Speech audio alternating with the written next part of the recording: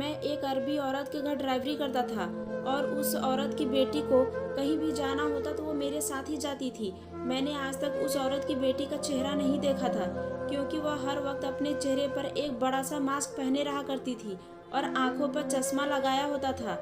एक दिन मैं उसकी बेटी को बाजार लेकर गया तो वह वापसी पर मेरे साथ फ्रंट सीट पर बैठ गई।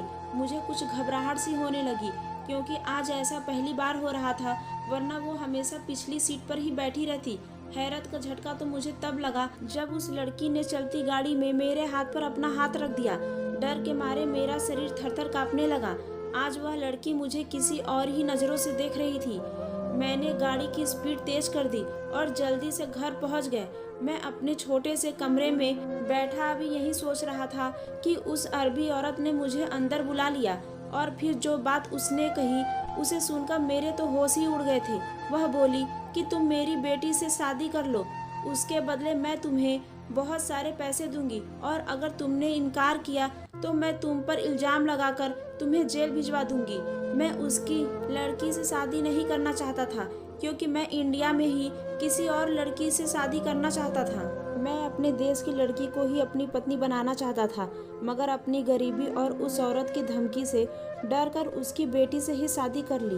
उस औरत ने यह भी कहा था कि शादी की 1 महीने बाद तुम चाहो तो मेरी बेटी को तलाक दे देना, और बस यही सोचकर मैं शादी कर ली थी। मैं 1 महीने बाद उसे तलाक दे दूंगा और मुझे ढेर सारे पैसे भी मिल जाएंगे जिससे मेरी गरीबी दूर हो जाएगी। मगर शादी की पहली ही रात उस लड़की ने मेरी हालत ही खराब कर दी। मेरी तो रूह कांप गई थी जब उस लड़की ने मुझे सऊदी अरब आए हुए 2 महीना होने वाला था, लेकिन अभी तक मुझे यहाँ कोई ढंग की नौकरी नहीं मिल रही थी। मेरा यहाँ आने का यह पहला मौका था और जो कुछ भी मेरे साथ हुआ था वह बहुत ही अजीब हुआ था। अगर कोई मेरे साथ हुई घटना को सुनता तो विश्वास ही नहीं करता। मेरे तो वहमो गुमान में ही नहीं था कि मुझे यहाँ आने का मौका भी मिलेगा। अब मैं अपने घर की गरीबी की वजह से बहुत परेशान था क्योंकि मेरी 2 बहनें थी और दोनों ही जवान थी और उसकी शादी सिर्फ इस वजह से रुकी हुई थी कि हमारे पास पैसे देने के लिए दहेज नहीं थे। घर में मैं सबसे बड़ा था, सबसे छोटे 2 भाई थे और कुल मिलाकर हम 5 भाई बहन थे। सबकी जिम्मेदारी मेरे ही कंधों पर थी क्योंकि मेरे पापा जिंदा नहीं थे। एक दिन मैं पार्क में परेशान सा बैठा हुआ था कि एक आदमी मेरे पास आया। कहने लगा कि तुम कुछ परेशान हो, मैं तुम्हारी मदद कर सकता हूँ अगर तुम चाहो तो। मैंने कहा भाई जाओ यहाँ से, मैं वैसे ही बहुत परेशान हूँ, मेरे साथ मजाक मत करो और मेरा दिमाग खराब मत करो। वह कहने लगा कि मैं कोई मजाक नहीं कर रहा, मैं तो तुम्हें नौकरी की ऑफर देने आया था। अगर तुम्हारी इच्छा हो तो ठीक है, वरना मैं चला जाता हूँ। नौकरी का सुनकर मैंने कहा रुक जाओ और मुझे सारी डिटेल बताओ कि क्या नौकरी है, करना क्या है। अंदर ही अंदर मैं डर भी रहा था कि कहीं मेरे साथ फ्रॉड ना हो जाए, लेकिन वह आदमी कहने लगा कि तुम चिंता मत करो, अगर अपने हालात बदलना चाहते हो तो मेरे साथ चलो, मैं तुम्हें बाहर के देश में भिजवा दूंगा, वहाँ पर तुम काम करके अपने हालात बदल सकते हो। मैं बाहर जाने का सुनकर फौरन खड़ा हो गया। मैंने सोचा कि एक बार उसकी बात सुन लेता हूँ, क्या पता वह कोई शरीफ आदमी हो। लेकिन मुझे समझ नहीं आ रहा था कि आखिर एक अनजान आदमी मेरी मदद क्यों करना चाह रहा था। मैंने उससे पूछा भाई, ना तो मैं तुम्हें जानता हूँ और ना ही तुम मुझे जानते हो, लेकिन फिर भी तुम मेरी मदद क्यों करना चाहते हो। तो वह कहने लगा बस मैं ऐसे रोज किसी गरीब की मदद कर दिया करता हूँ। भगवान ने मुझे बहुत कुछ दिया है और मैं भगवान को खुश करने के लिए गरीबों की मदद जरूर करता हूँ। मुझे यह सारा मामला कुछ शक में डाल रहा था, मगर मेरे पास कोई चारा भी नहीं था।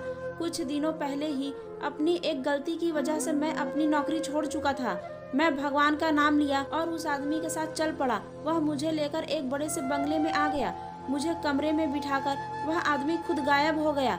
फिर कुछ देर बाद आया तो उसके हाथ में कुछ पैसे और वीजा था।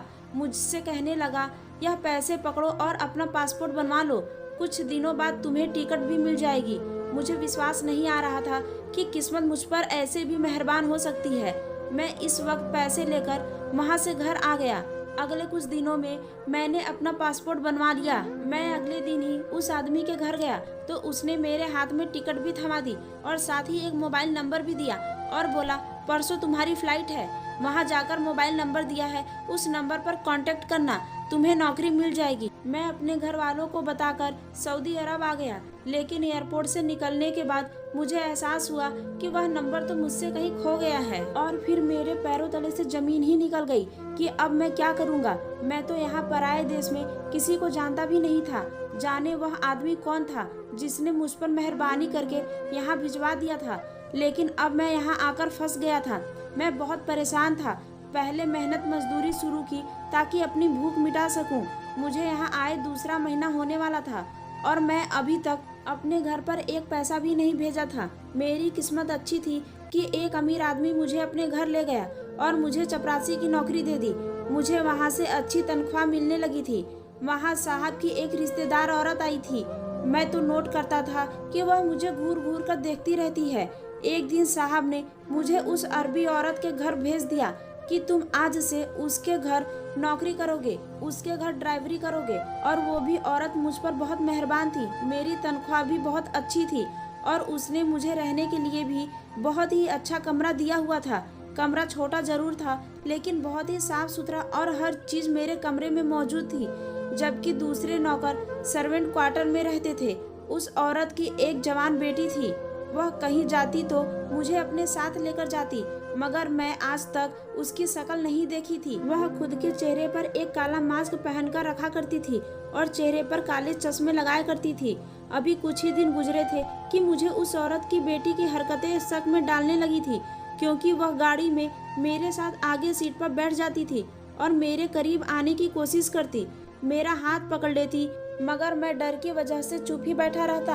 एक दिन उस अरबी औरत ने मुझे घर के अंदर बुलाया और मुझसे कहने लगी, तुम्हें अपनी बहन की शादी करने के लिए कितने पैसे चाहिए। मैंने कहा कि मुझे अपनी दोनों बहनें की शादी करने के लिए लाखों रुपये चाहिए होंगे, क्योंकि हमारे यहाँ का माहौल बहुत खराब है। बहुत सारा दहेज देना पड़ता है, तब जाकर लड़की की शादी होती है। वो अरबी औरत मुझसे कहने लगी, तुम जितने रुपए मुझसे मांगोगे मैं तुम्हें दे दूंगी, मगर बदले में मेरी एक शर्त है, और वह यह है कि तुम्हें मेरी बेटी से शादी करनी होगी। मैं तो यह शर्त सुनकर परेशान हो गया, क्योंकि मुझे उसकी बेटी ठीक नहीं लगती थी और मैं वैसे भी अपने देश में ही शादी करना चाहता था। मगर फिर जब मैं इनकार किया तो उस औरत ने धमकी दी कि वह मुझ पर इल्जाम लगाकर जेल भिजवा देगी। उसकी धमकी से मैं डर गया और मजबूरन मैं इस शादी पर राजी हो गया। उस अरबी औरत ने मेरे सामने ढेर सारे पैसे रख दिए और बोली, दरअसल बात यह है कि मेरी बेटी को तुम पसंद आ गए हो। मैं तुम्हें ढेर सारी दौलत और जिंदगी के सारे ऐशो आराम दूंगी। तुम जो मांगोगे वो दूंगी, मगर शर्त यह है कि तुम शादी से पहले उसका चेहरा नहीं देख सकते, शादी के बाद ही देखोगे।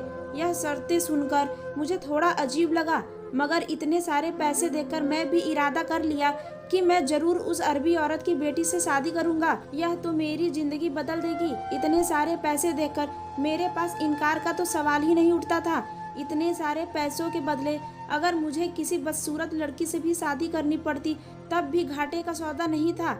मैंने उस औरत से ढेर सारे पैसे लेकर अपने घर भिजवा दिए ताकि मेरी बहनों की शादी हो सके। इस सारी सूरत हाल में हैरत की बात यह थी कि उस औरत की बेटी की शक्ल मैं आज तक नहीं देखी थी, और दूसरा यह है कि वह मुझसे ही अपनी बेटी की शादी क्यों करना चाहती थी। इसके पीछे जरूर कोई बड़ी वजह थी जो वह लोग मुझसे छुपा रहे थे, और यही सब सोचकर मैं परेशान हो रहा था। एक दिन वह औरत कहने लगी कि 1 हफ्ते बाद तुम्हारी और मेरी बेटी की शादी है। वह शादी के समय यहाँ आएगी और तुम उसका चेहरा भी शादी के बाद ही देखना। उस औरत ने बताया कि मेरी बेटी कुछ दिनों के लिए अपने किसी रिश्तेदार के पास दूसरे शहर गई है। जैसे ही वह आएगी उसी दिन तुम्हारी शादी उससे हो जाएगी। मैं हामी भर ली थी। मुझे लगा कि शादी बहुत ही सादगी से होगी, लेकिन उसने तो इतनी धूमधाम से तैयारी शुरू कर दी कि मैं हैरान रह गया था। मेहंदी का फंक्शन तो इतना जबरदस्त था कि मैं सोच भी नहीं सकता था, लेकिन उसकी बेटी अभी तक आई नहीं थी और मेरा आश्चर्य बढ़ता जा रहा था कि क्या वह और समय पर आएगी। बारात वाले दिन सुबह सुबह मैंने अपने कमरे की खिड़की से देखा कि एक बड़ी सी गाड़ी से एक नकाबपोश लड़की बाहर निकली और अंदर चली गई। वह उस अरबी औरत की बेटी थी जो अब मेरी पत्नी बनने वाली थी, मगर उसने आज भी अपने चेहरे पर नकाब किया हुआ था। मैं यह सब देखकर हैरान हुआ था। फिर सोचा कि चलो जो भी है, शादी के बाद राज्य खुल ही जाएगा और मुझे शादी का इंतजार था। मैंने इंडिया में अपनी शादी के बारे में किसी को कुछ भी नहीं बताया था कि पता नहीं यह शादी कितने समय तक चलती है मेरी। और फिर मेरी और उस औरत की बेटी की शादी हो गई। शादी के बाद दुल्हन को मेरे कमरे में पहुंचा दिया गया और मैं बेताबी से दुल्हन का चेहरा देखने के लिए घूंघट उठाया और जैसे ही उसका चेहरा देखा तो मेरे होश उड़ गए। उसने कहा था कि मैं तुम्हारी शादी अपनी बेटी से कराऊंगी, मगर यह सामने दुल्हन के रूप में बैठी हुई कोई लड़की नहीं थी, बल्कि वह तो मेरे मुंह से चीख निकलते निकलते रुक गई थी। मेरा पूरा शरीर कांप रहा था और फिर मेरे सामने मेरा अतीत घूम गया था। जब मैं इंडिया में था, मैं मास्टर करने के बाद मैं नौकरी करने के लिए मारा मारा फिर रहा था। हर नौजवान की तरह मेरा भी इंडिया से बाहर रहने का सपना था। मोबाइल पर बाहर रहने वालों की जिंदगी की वीडियो देख देख कर मेरी भी यह इच्छा होती थी कि मैं भी देश से बाहर जाऊं और अपनी मर्जी से आज़ादी की जिंदगी जीऊं। मैं सोचा करता कि काश मेरा भी किसी बाहर के देश में वीज़ा लग जाए और मैं वहीं रहने लग जाऊं। मैं अपने घर में सबसे बड़ा था और मुझसे छोटी 2 बहनें थी और 2 भाई थे। बहनें जवान थी लेकिन भाई बहुत छोटे थे। कभी कभी तो मुझे अपने मम्मी पापा पर भी बहुत गुस्सा आता था कि उन्हें इतने बच्चे पैदा करने से पहले कम से कम अपनी गरीबी को तो देख लेना चाहिए था। क्या था जो 2 ही बच्चे पैदा कर लेते तो कम से कम मेरी जिंदगी तो आसान हो जाती। बड़ा बेटा होने के नाते मेरे नाजुक से कंधों पर बहुत सारी जिम्मेदारियां थी। मैंने 10वीं क्लास के बाद ही कोई छोटी मोटी नौकरी ढूंढना शुरू कर दी थी। एक समय पढ़ता और एक समय नौकरी करता और ऐसे ही करते करते मैं मास्टर कर लिया था और नौकरी के लिए भाग दौड़ शुरू कर दी थी। बड़ी मुश्किल से एक बड़े साहब के यहाँ ड्राइवर की जॉब मिल गई थी। तनख्वाह अच्छी थी, इसलिए चुपचाप काम करने लगा। सुबह 9 बजे जाता और साहब की बेटी को दफ्तर छोड़ने चला जाता। कभी 3 बजे तो कभी शाम को 6 बजे मैं मेम साहब को दफ्तर से घर वापस लाता। बाकी समय मैं सुकून से बैठा रहता क्योंकि मेरा काम सिर्फ साहब की बेटी को दफ्तर छोड़ने जाना और लेने जाना होता था। साहब की बेटी ने हमेशा नकाब किया होता था।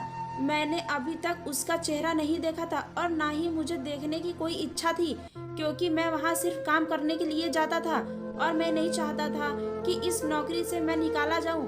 मेरे यार दोस्त मुझे समझाते थे कि साहब की बेटी को अपने प्यार के जाल में फंसा लो। करोड़पति बाप की बेटी है और तू भी इतना स्मार्ट है। अगर तुम उसे पसंद आ गए तो सारी जिंदगी ऐश करोगे। कभी कभी यह बात मेरे दिल को भी अच्छी लगती थी क्योंकि अमीर होने का बहुत ही शॉर्टकट तरीका था और बहुत ही आसान थी। लेकिन मैं बहुत ही डरपोक टाइप का लड़का था और अपने इसी डर की वजह से साहब की बेटी के सामने नजरें तक नहीं उठा पाता था।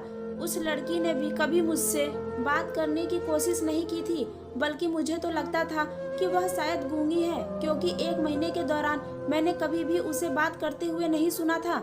मेरे दोस्त मुझसे कहते थे कि तुम ही कभी बात करने की कोशिश कर लिया करो, क्या पता वह कोई जवाब दे दे और तुम्हारी गाड़ी पटरी पर आ जाए। मैं बड़ी हिम्मत से एक दिन कोशिश की और पूछा, मैडम मुझे कल छुट्टी चाहिए, कल मैं आपको छोड़ने और लेने नहीं आ पाऊंगा। मैंने सोचा कि वह मुझसे पूछेगी कि छुट्टी क्यों चाहिए, क्या वजह है, मगर उसने तो एक शब्द भी नहीं बोला और सिर्फ हमें सर हिला दिया। मुझे बहुत गुस्सा आया। मैंने सोचा कि मैं क्यों इस पत्थर दिल लड़की से अपना सर टकरा रहा हूँ। मुझे नहीं लगता कि यह मेरे जाल में फंसने वाली है। अगले दिन मैंने जानबूझकर छुट्टी कर ली ताकि अगले दिन जाऊंगा तो वह कुछ पूछेगी तो सही, मगर इससे पहले ही उसके बाप ने पूछ लिया कि तुम कहाँ गायब थे, कल आए क्यों नहीं। मैंने कहा, साहब जी आप घर पर नहीं थे, मैंने मैडम जी को बता दिया था कि मुझे जरूरी काम है, इस वजह से मैं नहीं आ सकता। साहब ने कहा, अच्छा ठीक है, मगर अगली बार छुट्टी लेनी हो तो मुझे बताना, मेरी बेटी से कुछ ना कहना। मैं हैरान होकर सोचने लगा कि साहब अपनी बेटी से इतना नाराज क्यों है। मैंने कभी उसको अपनी बेटी से प्यार से बात करते नहीं देखा था। फिर घर के पुराने चौकीदार से मालूम हुआ कि वह साहब की नहीं बल्कि साहब के भाई की बेटी है और उसका नाम रूही है। सब उसे रूही मैडम कहते हैं। वैसे तो वह बाहर के देश में रहती है, मगर साल में कुछ महीने यहीं गुजारती है। साहब को उनके काम से नफरत है, मगर उसे कुछ कह नहीं सकते। मैंने आज तक ध्यान से देखा ही नहीं था कि वह कहाँ जाती है और क्या काम करती है। अगले दिन मैंने जिस दफ्तर के सामने उसे छोड़ा था वहाँ का बोर्ड पढ़ा और उसे पढ़कर मेरे पैरों तले से जमीन फिसल गई थी। वह तो कोई एनजीओ था जो किन्नरों की देखभाल के लिए बनाया गया था। वह अंदर चली गई तो मैं गाड़ी कुछ फासले पर खड़ी कर ली। कुछ देर के बाद कुछ किन्नर वहाँ से निकले तो मैं उनमें से एक से पूछा कि यहाँ की मालकिन कौन है। तो उसने बताया कि यहाँ की मालकिन रूही मैडम है, बहुत बड़े घराने से संबंध है उनका, किन्नरों को शिक्षा देती है। मैं बहुत ही हैरान हुआ था और सोचने लगा कि रूही मैडम कितनी अच्छी है। मुझे वह सच में अच्छी लगने लगी। मैंने धीरे धीरे उससे बात करने की कोशिश शुरू कर दी तो वह भी मेरे साथ घुल मिल गई, पर अक्सर अब हमारी बातचीत होने लगी थी। अब वह गाड़ी में बैठते ही अपने चेहरे से मास्क और चश्मा उतार दिया करती थी। मुझे भी रूही का उसके चाचा की तरह किन्नरों के लिए काम करना अच्छा तो नहीं लगता था, मगर मैं उसे यह बात बोल नहीं सकता था। मुझे लगने लगा कि वह भी मुझे पसंद करने लगी है। बहुत जल्द यह मुलाकातें साहब जी यानी रूही के चाचा की नजरों में आ गई और एक दिन उन्होंने मुझे घर बुलाया और कहा, तुम जानते हो कि रूही की असलियत क्या है? जानोगे तो उल्टे कदमों से यहाँ से भाग जाओगे। मैंने कहा, ऐसी क्या असलियत है उसकी? मैंने तो उससे शादी करने के बारे में भी सोच लिया है। साहब जी मेरी बात सुनकर मुझे अजीब सी नजरों से देखने लगे और कहने लगे, वह लड़की नहीं है बल्कि वह एक किन्नर है, तीसरी जिन्स से संबंध रखती है। कैसे शादी करोगे उससे? और यह सुनकर मेरे तो सर पर आसमान टूट पड़ा था। मुझे रूही का किन्नर लोगों से लगाव देखकर ही समझ जाना चाहिए था कि उसकी असलियत क्या है। वो जब उन लोगों के साथ होती थी तो यही लगता था कि वह भी इन्हीं जेंडर से संबंध रखती है, मगर मैंने कभी इस बारे में सोचा ही नहीं था। उस आदमी ने सच ही कहा था। मैं रूही की असलियत सुनकर उल्टे कदमों वहाँ से भाग जाऊंगा। रूही से हर तरह का नाता और संबंध खत्म कर लिया। उसने मुझे बहुत बड़ा धोखा दिया था। वह चाहती तो मुझे पहले ही अपनी हकीकत बता सकती थी। अब मैं उसका चेहरा भी नहीं देखना चाहता था। मैंने वह नौकरी छोड़ दी और दर दर की ठोकरें खाने लगा और तब कहीं जाकर किस्मत मुझ पर मेहरबान हुई थी और मैं सऊदीया चला गया। लेकिन मुझे क्या मालूम था कि मेरी किस्मत में क्या लिखा है। शादी के लिए हामी भरते हुए मेरे दिमाग में दूर दूर तक रूही का ख्याल नहीं आया था, मगर जो सोचा नहीं था वो हो गया था। उस समय दुल्हन के रूप में मेरे सामने कोई और नहीं बल्कि रूही ही बैठी हुई थी। मैंने अपना सेहरा हाथों में थाम लिया। मेरा सर यह सोचकर ही चकराने लगा कि मैं अनजाने में एक किन्नर से शादी कर ली है, लेकिन अब कोई दूसरा रास्ता नहीं था। मैं शादी के बदले बहुत सारे पैसे ले चुका था और वह पैसे मैंने अपने घर भिजवा दिए थे और मेरी बहनों की शादियों की तैयारी चल रही थी, वरना तो मैं इस समय यहाँ से भाग जाता। मेरे लालच ने मुझे कहाँ लाकर खड़ा कर दिया था कि एक किन्नर मेरी पत्नी के रूप में मेरे सामने मौजूद थी। मैं गुस्से में आकर उसे कमरे से निकाल दिया। वह बहुत देर तक दरवाजा पीटती रही। कम से कम मेरी बात तो सुन लो। लेकिन मैंने कहा कि अब सुनने के लिए बाकी ही क्या बचा है। थक हार कर वह अपनी माँ के पास चली गई। जैसे ही वह कमरे से बाहर गई तो मैं इस समय अंदर से दरवाजा बंद कर लिया। मैं उसको अपने कमरे में भी नहीं देखना चाहता था। सुबह हुई तो मेरी सास आई और मुझे धमकी देकर बोली, चुपचाप मेरी बेटी को स्वीकार करो और रिसेप्शन के लिए तैयार हो जाओ, वरना मैं तुम्हें जेल भिजवा दूंगी। तुम सोच भी नहीं सकते कि मैं तुम्हारे साथ क्या कर सकती हूँ। मुझे मजबूरन अपने घर वालों की खातिर यह सब कुछ सहना पड़ा था। मैं बहुत ही भारी दिल से उठा, तैयार होने लगा क्योंकि उसकी पहुँच बहुत दूर तक थी। वह औरत कुछ भी कर सकती थी। रिसेप्शन के लिए रूही को तैयार होते देखकर कहीं से भी नहीं लग रहा था कि वह लड़की नहीं बल्कि कोई थर्ड जेंडर है। और फिर शादी की दूसरी रात मैं कमरे से बाहर निकलकर बाहर लॉन में आ गया। मेरी सास मेरे पास आई और प्यार से कहने लगी, तुम यहाँ क्यों खड़े हो? मैंने गुस्से से कहा कि आपने मुझे धोखा दिया है। आपने कहा था कि मेरी आपकी बेटी से शादी होगी, यानी कि एक लड़की से, लेकिन आपने तो मुझे धोखा दिया है और एक किन्नर से मेरी शादी करवा दी। वह कहने लगी कि तुम्हें किसी ने गलत बताया है। मेरी बेटी किन्नर हरगिज नहीं है, बल्कि हकीकत तो कुछ और है। मैंने कहा कि मुझे कोई हकीकत नहीं सुननी, आप मेरी जान छोड़ दे। इससे पहले कि मेरी सास कुछ और कहती, रूही कमरे से निकल आई और बोली, ठीक है, 1 महीने के बाद तुम मुझे तलाक देकर वापस इंडिया जा सकते हो। तुम्हें जितने पैसे दिए गए हैं वह भी वापस नहीं लिए जाएंगे, लेकिन मेरी एक और शर्त है। यह कहते कहते रूही के आंखों में आंसू भर आए थे, लेकिन मुझे रूही के आंसुओं की कोई परवाह नहीं थी, बल्कि मैं तो उस समय बहुत खुश हो गया यह सुनकर कि 1 महीने के बाद मेरी जान छूट जाएगी। 1 महीने के लिए उसकी शर्त यह थी कि वह दूसरों के सामने मुझे एक अच्छे पति का नाटक करना पड़ेगा, क्योंकि आए दिन हमें किसी न किसी दावत पर जाना होता था। मैं हैरान होता था कि हाँ, सऊदी अरब में क्या कोई भी नहीं जानता कि रूही की असलियत क्या है। इस 1 महीने में मैंने उस पर पूरी तरह नजर रखी हुई थी। कोई भी ऐसी बात मेरे सामने नहीं आती थी कि मैं उस पर शक कर सकता। दिन के समय तो मुझे हर समय उसके साथ ही रहना पड़ता था, लेकिन रात होते ही मैं दूसरे कमरे में चला जाता। और फिर आखिर 1 महीना भी गुजर गया। मैं तलाक के जल्दी से पेपर बनवा लिए थे। मुझे तलाक लेने की बहुत ही जल्दी थी। मेरी सास कहने लगी, अभी भी समय है, सोच लो, तुम हकीकत से अनजान हो। यह ना हो कि जब तुम्हें हकीकत मालूम हो तो सिवाय पछतावे के तुम्हारे हाथ कुछ न आए और तुम हाथ मलते रह जाओगे। मैं समझ गया कि वह मुझे रोकने के लिए ऐसे हथकंडे इस्तेमाल कर रही हैं, मगर मैं इंडिया वापस जाने का फैसला कर चुका था और फिर रूही को तलाक देकर मैं वापस इंडिया आ गया और नए सिरे से अपनी जिंदगी शुरू कर दी। मेरे दिल में जो सपने थे वह सारे खत्म हो चुके थे। 2 साल की मेहनत के बाद जो मैंने छोटा सा बिजनेस शुरू किया था वह अब थोड़ा सा चलने लगा था और इसी सिलसिले में मुझे एक बड़े ब्रांड के साथ मीटिंग करने अपने दोस्त की कंपनी जाना पड़ा। तो वहाँ पर रूही को देखकर मैं हैरान रह गया और यह जानकर तो दंग ही रह गया कि अब वह मेरे दोस्त की पत्नी है। मैंने अपने दोस्त को सबके सामने चीख कर कहा कि यह तुमने क्या किया, तुमने किसी से शादी कर ली। मेरा दोस्त मेरा बाजू पकड़कर मुझे दूसरे कमरे में ले गया और कहने लगा कि यह क्या बदतमीजी है, क्यों शोर मचा रहे हो। मैंने कहा कि तुम जानते भी हो तुमने किससे शादी की है। कहने लगा, हाँ मैं जानता हूँ और मैं वह सब जानता हूँ जो तुम नहीं जानते। रूही किन्नर नहीं है, बल्कि वह एक आम लड़की है। जब वह पैदा हुई तो डॉक्टर को यही लगा कि वह 3rd जेंडर है, मगर 16 साल की उम्र में उसका ऑपरेशन हुआ था और वह नॉर्मल एक लड़की बन गई थी।